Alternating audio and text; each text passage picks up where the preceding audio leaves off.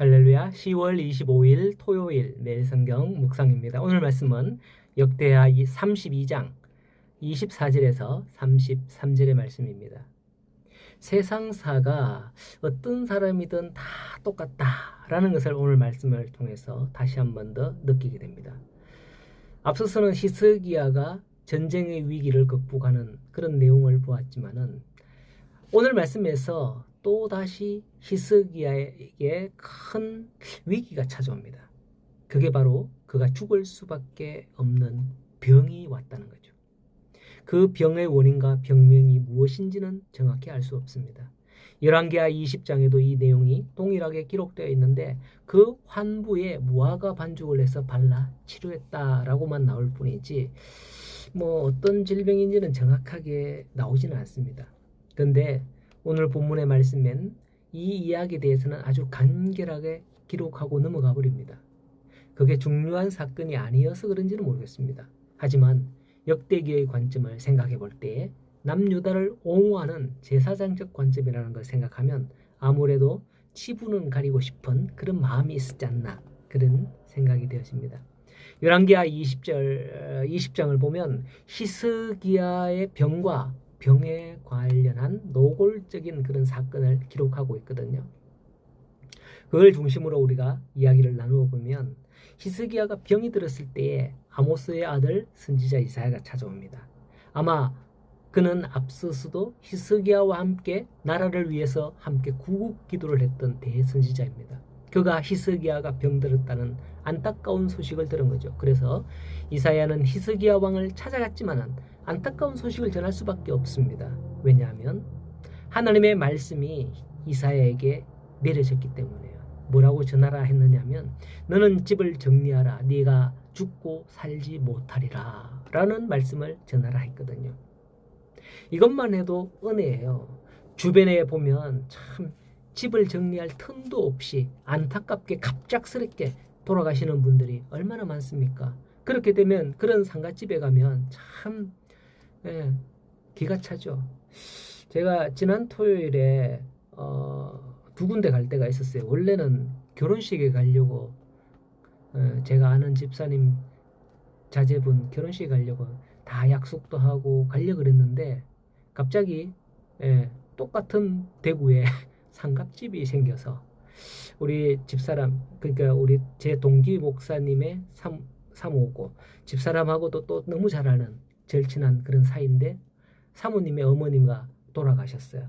그래서 이걸 어디를 가야 되나 고민을 할 필요는 없었어요. 왜냐하면 가장 중요한 게 상갓집에 가는 거, 결혼식 가는 것보다도 상갓집에 가서 위로하는 게 더 중요하다라는 생각을 저는 항상 가지고 있거든요. 성경에도 그렇게 기록되어 있거든요.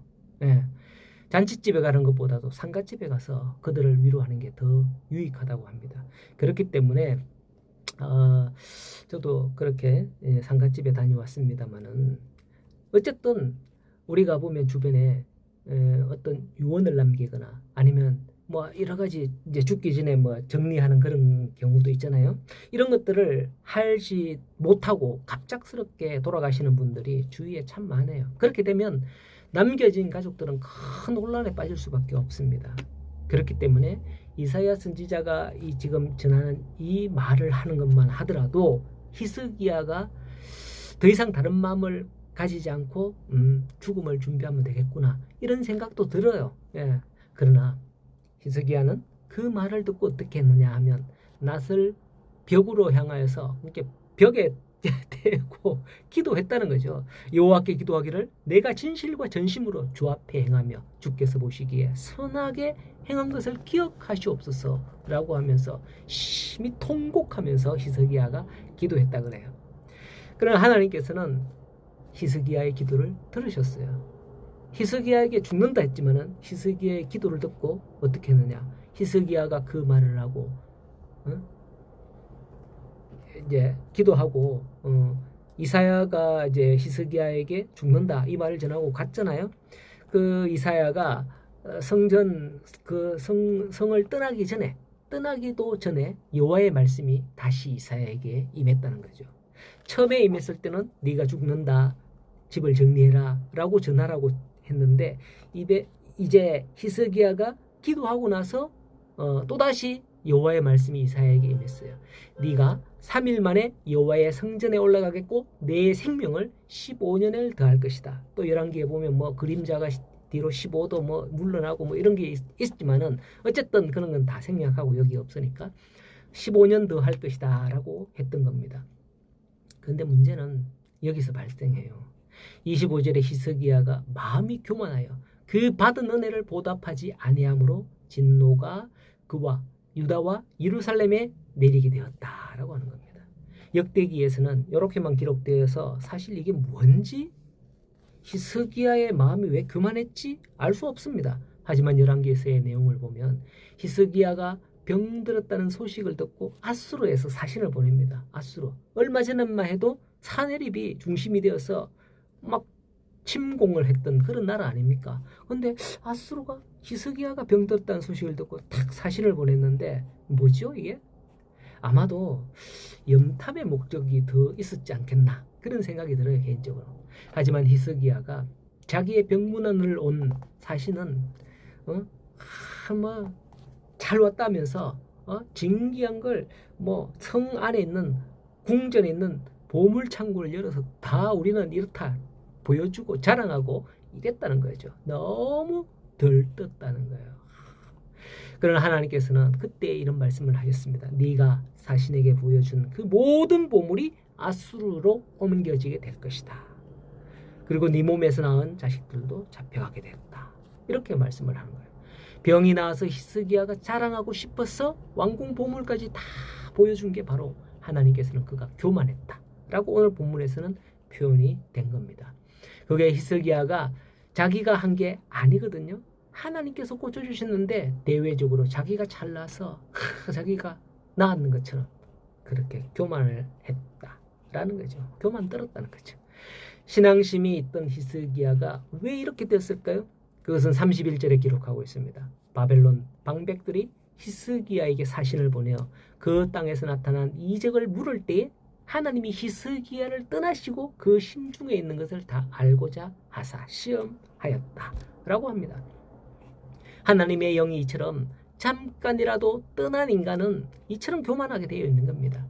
하나님보다도 자기를 자랑하고 하나님보다도 바벨론의 힘을 끌어서 어떻게 하고자 하는 그런 교만한 행동이었던 거죠. 그 보물을 다 보여준 이유가 나도 이만큼 있다. 나와 함께 하자. 뭐 하는 그런 마음 아니겠어요? 여러분 이러한 결과 히스기야가 15년 생명을 연장을 받았지만은 사실은 이게 어쩌면 남유다에게서는 축복보다도 더 큰 근심이 되지 않았을까 생각이 돼요. 왜냐하면 히스기야의 뒤를 이었는 왕이 므낫세잖아요. 므낫세가 12세의 왕이 됩니다. 뭐 또 뒤에 말씀을 드리겠습니다만 단순히 계산할 때 히스기야가 생명 연장을 받은 후 태어났지 않겠나라고 추측이 돼요. 어떤 학자들은 12세의 왕이 되어서 부왕에 섭정을 하며 얼마 동안 왕위 교육을 받았을 것이다 라고 추측을 하기도 합니다. 다만 이것은 고대 당시 문헌을 기반으로 추측할 뿐이에요. 어디에도 그런 기록은 사실은 없는데 이런지 저런지는 정확하게 모르지만은 좌우지간에 히스기야가 생명 연장을 받지 않았더라면 므낫세 같은 악한 왕이 나타나 남유다가 멸망의 길로 가지 않았을 수도 있다라고 생각됩니다. 열왕기하 21장 16절을 보면 므낫세가 유다에게 범죄하게 하여 여호와께서 보시기에 악을 행한 것 외에도 무죄한 자의 피를 심히 많이 흘려 예루살렘 이 끝에서 저 끝까지 가득하게 하였다라고 하고 남유다의 멸망이 가까운 시기인 열왕기하 24장에 보면 열왕기하가 25장에 끝나거든요. 24장 3절에 보면 이 일이 유다에 임함은 곧 여호와의 말씀대로 그들을 자기 앞에서 물리치고자 하심이니 이는 므낫세의 지은 모든 죄 때문. 아니 지금 여호야김의 시대거든요. 지금 이게 마지막 가까운 때에. 근데 그 선대였던 므낫세의 지은 모든 죄 때문에 유다가 멸망하게 된다. 이렇게 기록하고 있어요. 히스기야는 나라를 구하는 일도 있었고 병들어 죽게 되는 일도 있었고 병고침을 받은 일도 있었습니다.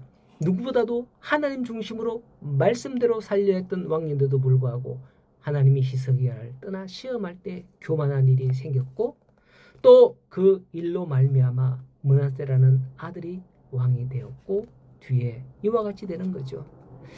그렇습니다. 사람은 완전하지 못합니다. 그래서 항상 조심하고 예수님처럼 자기를 낮추고 남을 나보다도 낮게 여기라 하는 그 말씀을 기억하면 좋겠습니다. 오늘도 교만한 마음을 내어버리고 주님과 함께하는 믿음의 사람이 되기를 간절히 소원합니다. 오늘도 승리하십시오.